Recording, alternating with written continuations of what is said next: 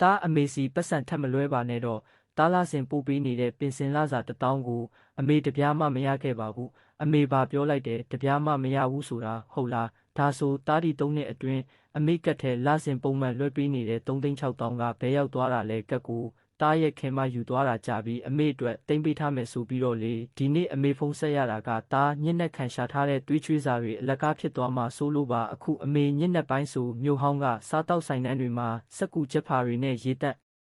ဘူးခွန်တွေလိုက်ကောက်နေရတဲ့တရက်လူရန်ဘာဖြစ်လို့လဲအစာအိမ်ယောဂပြန်ထလာတာလားငါအမေလေးပင်စင်လာစာ3,600,000လုံးကိုဝန်ကျောင်းကတိမ့်ပိုက်သွားတယ်အခုအမေကဖြင်ကျန်းမှာအမိုက်ကောက်နေရတယ်ခပ်ပတ်ထားထိုင်ခုံကိုလှဲလိုက်နင်ခုလေးတင်အစာအိမ်ဆေးတောက်ထားတာမျက်စမိတ်ထားကီလို400ကိုငါမောင်းမယ်မနက်3နာရီဖြင်ကျန်းကိုရောက်စေရမယ်အမေအားငါကားဆေးတွေတော့အမေဘလို့ဖြစ်လို့သူတောင်းစားရုပ်